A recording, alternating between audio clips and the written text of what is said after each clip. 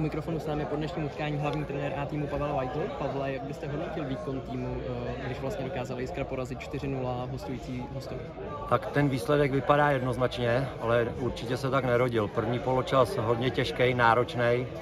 Zase znova obrovský vedro, pro ty hráče je to úmorný, i u nás pro trenéry, ale zvládli jsme dát před poločasem branku, myslím si, že zaslouženě, protože prvních 15 minut jsme tlačili, z těch šancí jsme nedali, nebo z nějakých jako chvilišancí.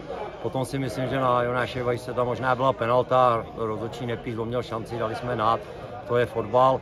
Pak jsme chviličku hostouň nás zatlačila před tou první půlí, ale my jsme dobře rozehráli 2 standardky po sobě a po odraženém balonu. Potom ze hry jsme dali pěknou branku, kde Honza Zajíček znova 3. zápas po sobě. Doufám, že se probouzí jako střelec a všichni mu to přejeme a já doufám, že nám ještě hodně pomůže těma gólama.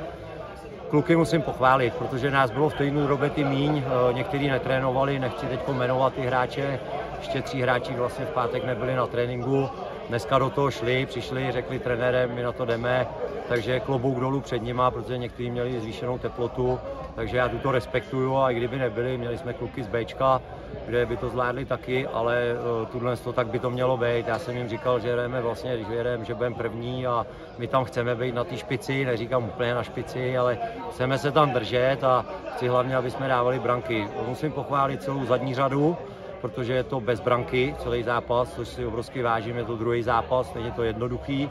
Většinou jsme vždycky dali tu první branku, takže ta pak se hraje líp, ale říkám, vzadu tam musí být opravdu ta hlava nastavená, aby to kluci zvládli a klobouk dolů. I Lukáš Brych vlastně vzadu, druhý zápas 0, takže takhle bych si to představoval, kdyby to šlo furt, ale to určitě nepůjde. My se znova budeme připravovat teď na další zápas. Jinak ještě střídající hráči, včera kluci hráli některý za Bčko, tady červený zase znova góla, dával už na Petříně, předtím v Kolovči, takhle by to mělo být. Myslím si, že ten kluk by se teď měl posunout k nám, protože si to zaslouží, ale potřebuje hrát tu minutáž, takže bude chodit třeba s Bčkem, ale u nás už si myslím, že bychom ho měli posunout. I ostatní kluci, ať to byl Karel Jan, Secký ten zápas dohráli, Ondra Oravec vybojoval balón, nahrál Vojtovi, ten to ještě prodloužil a vlastně červený zakončoval. Takže všichni ty střídající hráči mě taky potěšili a takhle by to mělo být. Chtěl jsem vlastně navázat už na to, co jste řekl, že v dnešním zápase padly 2 branky až vlastně z hráči, kteří nastoupili v průběhu utkání do hry. Je tohle vlastně pro Jiskru skvělá zpráva, že má kvalitní i ten širší kádr? Tak 100%. My jsme teďko drobíček, vlastně dneska chybělo, když to vezmu, tak chybělo 5 hráčů. Nějaký vlastně, říkám, byli načatý, ale klobouk dolů před klukama. My jsme v týdnu potrénovali pondělí, úterý, mohlo to být i z toho, drobě tvrdší tréninky, ale klobouk dolů a tady ty hráči jenom plus, protože oni si musí věřit a pak musí být teda nejlepší v té divizi.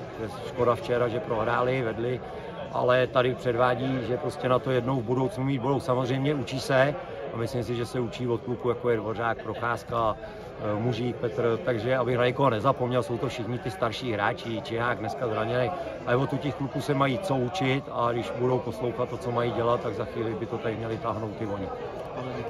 Taky děkuju, mějte se, na shledanou.